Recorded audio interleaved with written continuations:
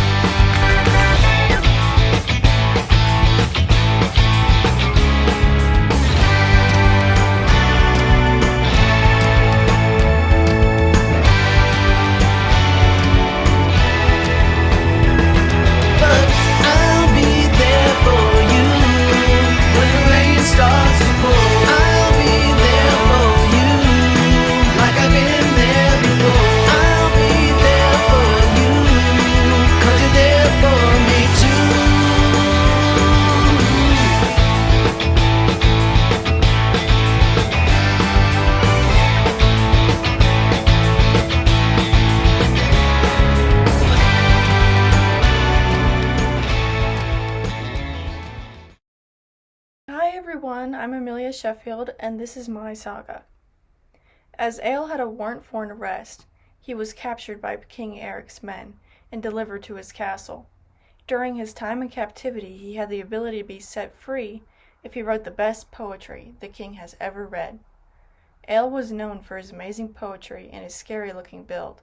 Egil wrote the king his best piece of poetry that included many hidden insults towards the king. Egil outwitted the king and was banished from his land, but he was free. Egil was the son of Grimnir and was known for his ruthless demeanor, need for revenge, and amazing poetry. As Egil journeyed back towards Iceland, he ran into a group of trolls. Trolls can only come alive at nighttime, since if they woke up in the day, they would die and turn to stone. Egil noticed the trolls were panicking, and he could feel their anger and desperation. Egil walked up to the closest troll and said, "What is all the commotion? Where are you headed?" The troll, extremely small in comparison, and had green moss on his head that resembled hair, and a round body made out of rocks, met Egil at his knees. "Please, good sir, our huts were burned down from a neighboring tavern. We have had past problems with humans as they think they can take our sacred land. Good sir, please help us, we need help," the troll pleaded with desperation. All of the other trolls were in a scurry and kept bumping into Egil's feet. Egil thought about what the tiny trolls had said and decided that he would strike a deal. "I will help you get justice for your community if you can pay for passage and 5 silver coins. If you want me to help your accommodations, it will cost extra, as I am not allowed on this land," Egil told the troll he was talking to. The trolls made an agreement with Egil and decided to pay for his services. The next day, Egil gathered his belongings, which mainly consisted of weapons and food. He went over to the neighboring tavern and decided to interrogate the bartenders. "What do you know about the damage occurred at the nearby huts?" Egil asked slightly politely. "I don't know what you're talking about, sir. Would you like a beer?" the bartender asked. Egil was getting more and more upset at the way the bartenders were responding to him. The bartenders were noticing Egil's increasing hostility and decided to back off and lead him to someone who might know about the incident. As Ale started talking to a customer, he quickly knew that he was part of the act. Ale decided to make a hasty move and drag the man out of the tavern to the back side of the building, with his massive and deformed body scaring anyone that walked by. Ale decided that the best way for this man to fess up is to threaten his family.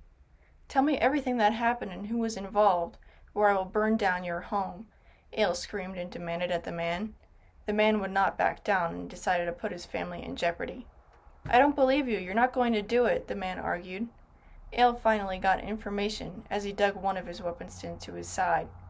"The guys who usually come when the brothel women arrive are the ones in on it. Now leave me and my family alone. I told you everything I know," the man screamed. A couple nights later, Ale went back to the tavern and interrogated the men. They screamed that they knew nothing and decided to pick a fight. Ale became way too hostile and took out his weapons. One thing led to another and Ale killed the two men. Everyone was screaming in fear as Ale pulled his sword from the man's skull. Ale took all of the men's loot. The next night, Ale met up with the trolls and told them he took care of the issue. The trolls were very appreciative and decided to give him a traditional troll feast and ceremonial ritual. Ale continued on his journey back home as he was banished from the king's land. He left the trolls on a good note and a larger sum of money than a couple nights before. The trolls eventually rebuilt their huts far away from the tavern. That caused a commotion, and Ale made his way home safely to Iceland, thanks to his new acquaintances. The end.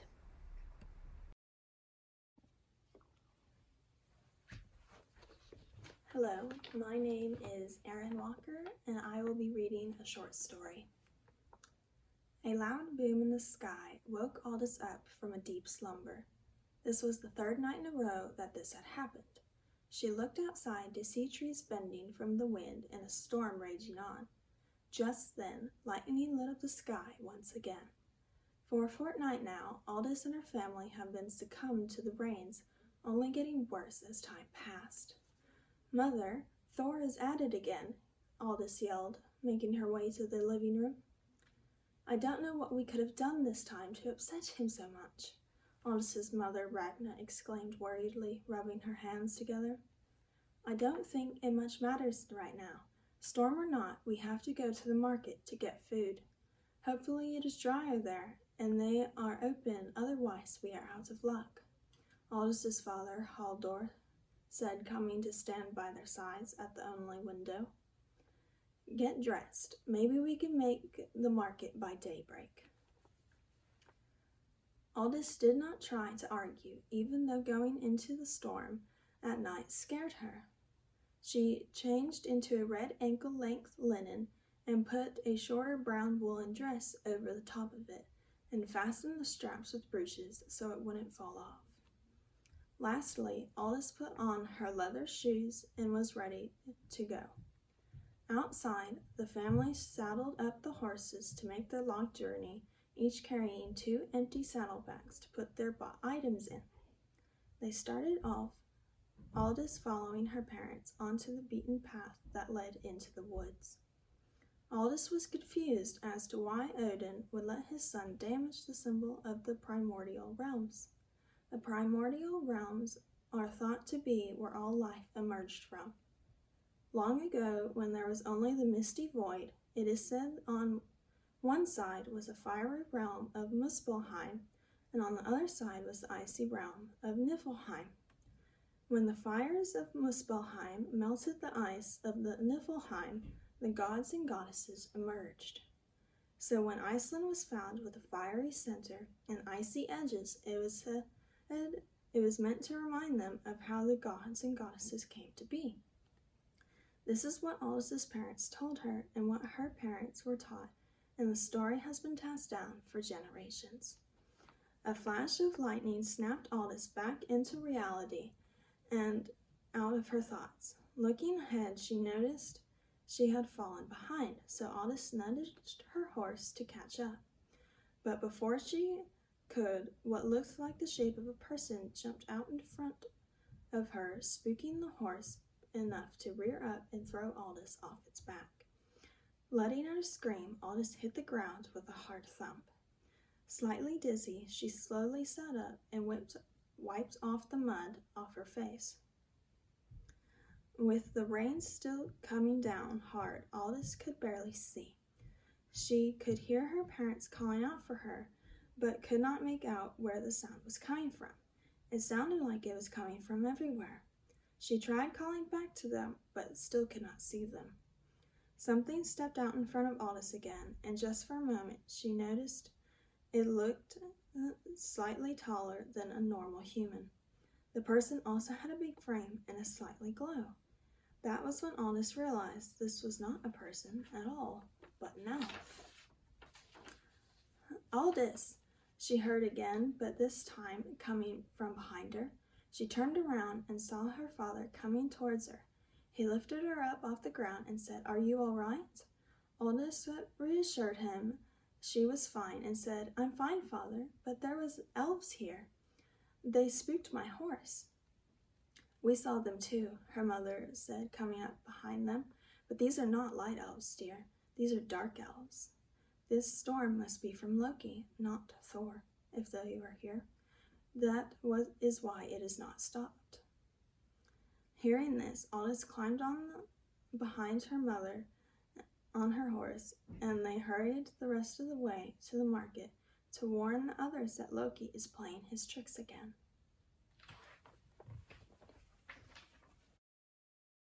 My name is Thor, or Noah, or Dunce, depending on who you're talking to. I have a tale for you today about puffins, and this is an important story to tell. This has been passed down in my family for generations and generations. I'm pretty sure one of my ancestors had an encounter with one of these puffins, but I feel like it is important to tell the tale, and I don't want to dilly-dally any longer, so here we go. This is the Puffin Saga. It was a quiet and unassuming morning on Nakarona Island. A puffin stood on the edge of a cliff, listening to the lap of water on the volcanic rock that lay beneath her. She took a moment to arrange her precious collection of glittering stones that took her a painful amount of time to collect. She gave a little chirp of contentment once she was finished, then set towards the sea to grab some brunch. This particular puffin was named Button, for her button-like spots that speckled her feathers almost like a blueberry muffin. Button returned to her home sometime later to find it all amuck. All the puffin's stones were gone. She didn't know how or why, but she could hear the humans below her, and they were angry too. She didn't know why, but she assumed it was the same thing that stole her and her friend's precious stones. Button cried out to her fellow puffins and rallied the puffin troops. Wow, wow, wow, wow, wow, wow, wow, wow, wow. She convinced the puffins into a crusade of reclamation. Follow the humans, get our stones back. The timing would line up perfectly. The humans were boarding their ships and donning their strange colors. The puffins swirled in a storm of angry screeches led by Button. The humans started screeching as well, but of course Button couldn't understand. They set off on the horizon towards the boats. She flew across the gale, feeling the wind carrying her.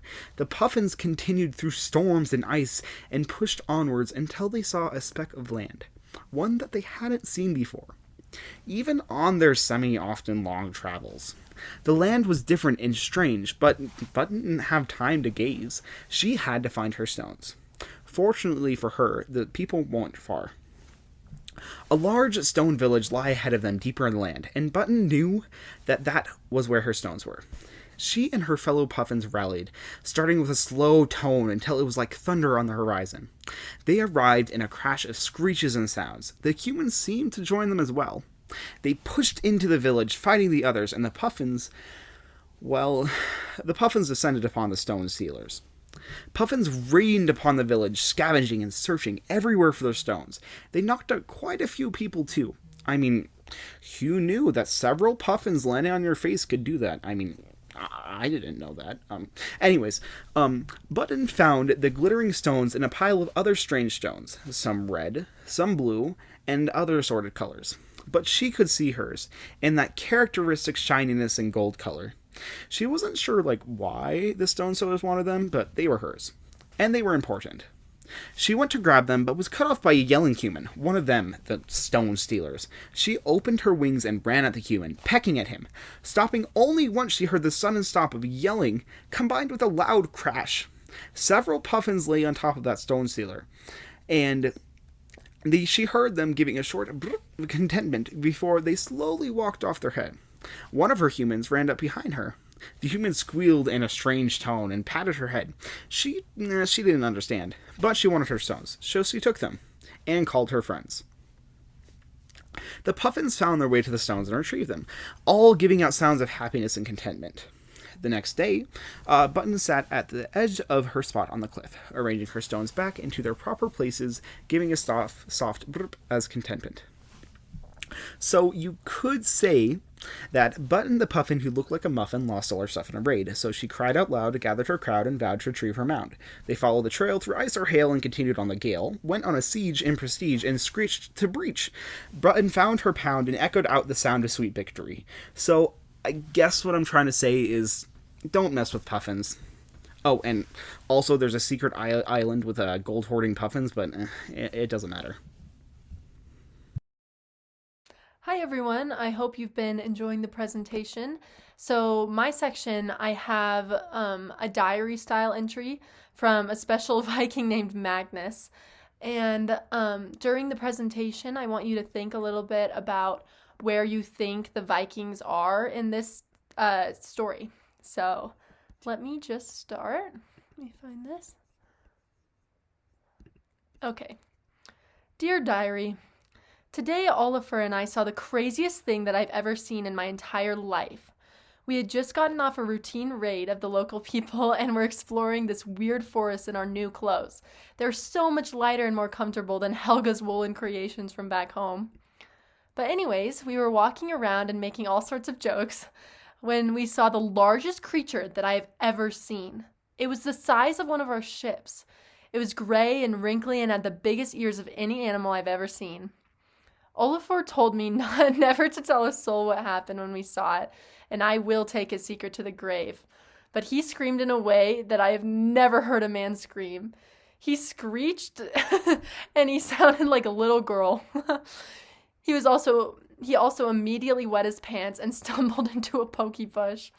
I was just as scared and probably would have reacted the same way if I had seen the creature first. So thank Thor that it was him who looked like a fool. He also definitely startled the creature, and I was sure that it was going to impale us both with its giant spears on its head. We were running and stumbling, but then out of nowhere, a tiny blue-skinned woman walked calmly up to the creature while speaking some strange words and placed her hand on its huge face. That was the bravest thing that I've ever seen anyone do. When we got back to camp, Oliver and I were trying to tell everyone about what had happened, but no one believed us. They said that there's no way a creature that big and strange could exist. And if I think about it, I'm not sure if I would believe a story like ours either. At least I got to share the experience with my best friend, even if he is a major pansy. Signed, Magnus. So I'm guessing that you guys figured out where the creature is from and where the Vikings were during this little saga, but you should also understand that they did actually travel as far as Africa on their journeys. It's not like they were just hanging out around Scandinavia. So that was something really interesting that I learned in this class. Enjoy the rest of the presentation. Hi, my name is Alea Denney, and I'll be sharing my short story, Elder Saga, with you all. You may notice, as you listen to all of our students' stories, that there are a few common denominators, such as the mentions of family trees, specific mythical creatures, landmarks, and ideas or actions such as raids or exploration. The history of the Icelandic Saga is a long and storied one that blends not only family genealogy, but Icelandic mythology as well, into a beautiful and unique facet of Icelandic culture. These sagas have been passed down from generation to generation and showcase the breadth of the imaginations that these early Icelanders had. Without further ado, allow me to present Elder Saga. Down near the jagged southern coast of Iceland, Nestled at the base of a slumbering mountain lived Grim Magnusson with his wife Bodil and son Elder in the proud village of Ymrbyr. Life in Ymrbyr could be tough yet rewarding, and the families who had resided there for a few generations or so were all happy and powerful. But of all the residents, the only one who came close to Grim Magnusson's strength was his son, Elder. Elder was a proud and strong lad of 19 summers, with hair as raven black as his mother's and eyes as strikingly green as his father's. He worked hard to master the sword, and had barrel arms and chest from long months spent training under the local smithy.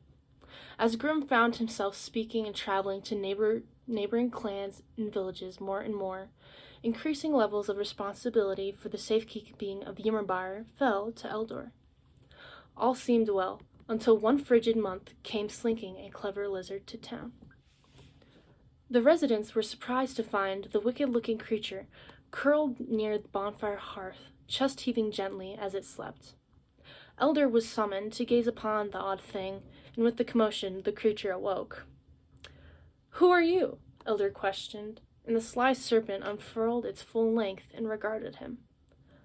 "My name is Katla, the Ejaculus," it replied, tongue darting out. "I seek warmth from the cold winter, and have found it in your village." "Surely you can allow me to merely lay by your fires?"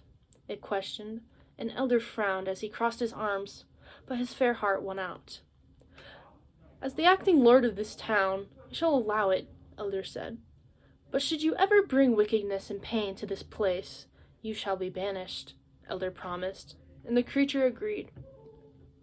For a scant week, all was well, but alas, the serpent Katla eventually broke its word. It slaughtered a horse in the night, enraging the villagers even as it continued to lay by the fire. "It was merely a mistake," the Ejaculus defended, and despite their anger, its further tricky words convinced the villagers to its side. But Elder's mistrust of Katla only grew, and he kept close eye on the serpent. Noticing this, annoyance and hatred grew in Katla's heart. The Ejaculus began to scheme of how to kill the young lord, and grew ravenous for the taste of his flesh. One day, while Elder was hunting for rabbits at the base of the mountain, Katla decided it was time to remove the nuisance, and sought the young man out. It intended to creep up quietly behind him and snap his neck, but Elder sensed it just in time, and Katla's snapping jaws missed him. With nothing but his hands and bow, Elder was forced to face the creature and stood his ground. "So, you have come to kill me?" he demanded. The Ejaculus nodded. "Yes," said Katla, "I have. I only desire the warmth of a fire, but no longer can I trust you not to kill me. After I am done with you, I intend to kill the others too." At this, righteous anger filled Elder's heart, and he rushed the beast. They fought fiercely, with Katla's sharp teeth and long body desperate to drain the life from Elder, but Elder fighting with everything he had for his people. Eventually, beaten and bloodied, Elder punched the creature so hard it became stunned and fell prone. Elder wrung the serpent by its neck, the horrible creature still hissing and spitting as it woke. He grabbed it and began to climb the mountain, stoic against the cold and the snow. All night he walked, until he reached the gaping maw of the mountain and forced Katla to look down into the mountain's liquid orange throat. "If you so desire fire, then I shall give it to you," he said, and flung the wailing beast over the edge. The creature's screams rushed to the town's ears as its skin burned away, and Katla swore to exact its revenge on Elder's descendants someday with a fearsome howl. They say that the Ejaculus stayed true to its word, and its incensed spirit caused the once tired mountain to erupt into the famous Katla volcano. Hi, I'm Aspen, and here's my saga. In a little-known fishing town there lived a family with 3 children, Leif, Hilda, and Bjorn, the third of which was born sickly. They lived a peaceful life where quarrels and danger were rare, but Hilda and Leif wanted nothing more than for Bjorn to be healed. Leif was sent to trade for fish and other goods in a distant land with a sweltering sun beyond the realm of the Valkyrie. Upon return, Leif gave great news, saying, "As I spoke to different people on the shore, a stranger who used to live in our town many years before us came to join the conversation. He began to speak of an island not far from here, hidden by fog and barely visible. On the island there are unimaginable, vast, and infinite treasures, but best of all, there is said to be a potion crafted by an old woman able to cure any illness, whether it be of mind, heart, or body. Hilda especially was elated by the news and demanded that they make preparations to sail with the first warm breeze of summer. Winter was both dragged out and shortened by the excitement of their journey. When the morning of Hilda and Leif's departure with a small band of men, an old woman they'd never encountered before ventured into the town. She told of a monster that had the power to control the movement of water, so to make seas devour formidable ships. The sign of the monster was sometimes mistaken for the glow of Valkyrie shields. On the second night of sailing, the faint glow of greens and pinks did indeed appear in the direction of their heading. The lights appeared on the third night as well. These lights did not dance in the same smooth movements as Valkyrie shields. The lights sharply jutted through the sky, and the siblings began to wonder to themselves if the old woman's words held any truth. The lights grew stronger on the horizon each consecutive night. When the ship reached the cloud of fog, said to encase the small island infested with treasures, the entire crew beamed with greedy excitement. Excitement rapidly changed into apprehension as the glass they floated on became turbulent. Snake-like shadows formed under the new waves which seemed to grow scales. It seemed as if the swells of water had begun to take the form of a serpent. The water lost its liquid form, but only when it came in contact with the ship. Hilda looked on as the gold dove through the water with contentment. The tempest was completely focused on them. Hilda knew the monster was real and hoped it had human reason and was not completely motivated by animal instinct. She called out into the water, saying she had come for the potion that would heal her brother. The waters became still. A shimmering green head akin to a horse rose out of the water. The serpent was surprised by the noble cause for such a journey. Other expeditions had only sought out treasures of gold, silver, diamonds, and emeralds. He decided to give enough of the potion only for Bjorn. He cursed the crew to never remember of his existence or the islands. They would never recall where the potion had come from. The currents of the ocean would prevent the ship from ever going near the island again. Confused, Hilda and Leif sailed back home with only a vial in their possession marked for Bjorn. The youngest brother was healed and lived a longer life than the other two siblings. He was only able to guess at the adventure his siblings experienced but never reminisced over. Snorri Sturluson was slaughtered in his cellar in 1241. This is true. His assassination was ordered by King Haakon of Norway, and his death was witnessed by a band of several men. Snorri received a lethal blow to the head, and that was that. He did not move, his heart stopped beating, and at some point he was buried. Snorri was, by every viable metric of human life, dead. Yet Snorri was a greedy and prideful man who refused to be humbled by death. He had devised a plan to evade the fate which binds all men together. He was to live on in his writing. Snorri was a prolific writer, so this was no problem. The more words he wrote, the better. He authored verbose works like Egil's Saga, Edda, and Heimskringla. These texts no doubt left a strong literary and historical legacy for Snorri. But that's not what I mean when I say he lived beyond death through his writing. Such a legacy would be far too benign, and nothing benign can come from a heart so full of pride and greed. Snorri consulted a pagan seer called Frode to determine how he might overcome death. The seer told Snorri that a human spirit was tied to their blood during life and released at death. When a spirit is released from the blood of the body at death, it is harvested by the gods. However, the fragments of spirit released from blood that is separate from the body will not be captured after death. Instead, these fragments of self will enter the atmosphere and congregate to form an eternal spiritual entity that can roam the earth without bounds. Snorri took this information and began a disturbing practice. He mixed his ink so that it was 2 parts ink and 1 part blood, his own blood to be specific. In this way, he established a collection of his own spirit that existed outside of himself. making him partially immortal. That is why it was so important that Snorri write prolifically. Every word he wrote contributed to the immortalization of his spirit. When Snorri was killed by Hakon's men, he did not die. His spirit rose from each letter of his writing, and the pieces congregated at Thingvellir to form an eternal pseudo-Snorri. Why Thingvellir? Because this was a familiar and significant location for Snorri.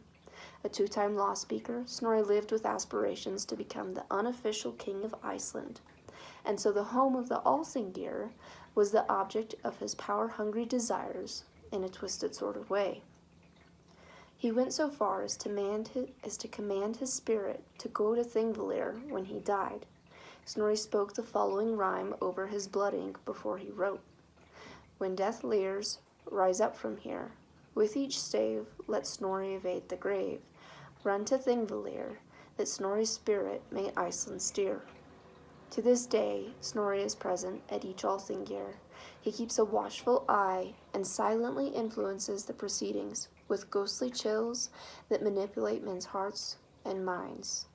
The end. Hi, I'm Kynlee Jolley, and this is my saga entitled Consequences. Once upon a time, a wealthy family of four's home was completely destroyed in a Viking raid. The attack was brutal, conducted by a band of Vikings some claimed were almost as fierce and hot-tempered as Egil himself, the famous Viking from Snorri Sturluson's saga. Due to the loss of their home, the group was in search of a new place to live, with preferably less Vikings, less dictators, and more resources. Unfortunately for their children, due to their wealth, the parents of the group were rather entitled and ignorant. This resulted in the children having similar mannerisms, including awfully naughty and mischievous behavior. The parents decided they could no longer stand their behavior while they searched for a new home, so they sent the two of them on a boat bound for Iceland, where their grandparents lived. Their grandfather had assured them it was a very promising island, discovered by a man named Idgolfr Arnarsson and explored by another called Floki. So, without a second thought, the brother and sister boarded their ship with all that there remained of their belongings and set sail. During their trip there, the kids swear they see strange things in the water. They're convinced it's a sea monster. Once they arrive on Iceland's shores, their parents meet up with them. A long trek back to their grandparents' home still awaits them, and it's late at night, so the four of them camp out near the beach for the first night. Almost immediately, the children begin causing trouble. Their grandparents don't do much to discipline them, and simply tell them to stay close and behave, or their actions will have consequences. They ignore this, staying up late to watch the northern lights overhead and pretend to be sea monsters, running around on the sand. Suddenly, the two siblings spot a beautiful, elegant gray horse, walking along the shoreline. They approach it, and the brother suggests they try to ride it. Just before they do, their grandmother awakens and scares the creature away. She scolds them, explaining that it was not a horse, but a creature who will drown whoever tries to ride it. She urges them to behave and listen to their grandparents' warnings, but they only laugh and ignore her, carrying on with their recklessness and ill manners the very next day. Together, the family traveled further inland towards the grandparents' home. In an effort to better prepare the children, their grandmother attempted to teach them everything about Iceland that would help keep them safe and prepared. She explained the Althing, the country's parliament, in which many people from all over the land came together annually at Thingvellir. There, one could witness laws being decided and a third of it being recited by the officiator, called the law speaker. She also explained tales of trolls and the Deacon of Mirka, in which an undead man attempts to take his girlfriend with him to the grave when she goes out alone with him, not realizing he's dangerous. The grandchildren disregard her teachings once more, continuing to misbehave. That night, the kids swear they see trolls in the rocks near their camp, and a man on a horse crossing the frozen river nearby. The girl tries to approach the man alone, and just in time, her grandmother emerges again, saving her and scolding her for not listening. Of course, the kids ignore her yet again, day after day of moving further into Iceland. even as she tells them tales of Viking legends, such as the hot-headed, thick-boned Ale, or the murderous and ambitious Eric the Red. She tells them of the Draculus, a dragon-like creature that was either very small and hid in trees until it could attack, or a gigantic beast that spewed fire. She explains the dangers of the volcanoes on the island, too. The family stops to camp on a small hill for the night, where a large volcano can be seen in the distance. That night, the kids prepare to go out and get a closer look at the volcano. Yet again, their grandmother stops them, angrily urging them to heed her warnings and behave, or they would regret it. Over the next few days of traveling, she tried to instill more lessons into them. As they approached an area with uniquely shaped volcanic rock formations that the grandparents lived near, the last thing she taught them was the story of the Yule lads. The caves there are the home of Grilla, an evil half-troll, her cat, and her 13 children, the Yule lads. They each visit children at their homes on their 13 corresponding nights leading up to Christmas. The Yule cat keeps watch over children to ensure their good behavior. If they're good, they will receive gifts and the shoes they leave out for the trollmen. However, if they are badly behaved, the child will instead get a rotten potato in their shoe, and even be eaten by Grilla and her cat as punishment. The kids blatantly ignored her again, and continued to do so over the next few months that they lived there. No matter how hard she tried to make her grandchildren be good, nothing worked. By December, both she and her grandfather had given up completely. As Christmas approached, and each morning of the 13 days before brought only rotten potatoes in their shoes, the children angrily demanded why they weren't receiving gifts. She told the tale to them again, explaining how the misbehaving children were punished. However, they only took this as a sign to be more horrible, making sure to torment their grandparents in each waking moment. However, finally on Christmas morning, the children were woken by many small arms grabbing them, yanking them out of their beds. They struggled and protested. Their grandmother stood in the doorway, watching, motionless. The children begged for her help, pleading for her to tell them what was going on. Their grandmother just smiled. "Your actions will have consequences," she said sweetly. The Yule lads dragged the two naughty siblings away towards their mother's cave, where she and her cat awaited their dinner. Their grandmother simply turned away, walking into her own room and climbing in bed as her grandchildren screamed. She closed her eyes, still smiling, because it was her turn to ignore them as they died. We hope you enjoyed our students' stories, and thank you for tuning in to the Viking Economics Saga Roundtable.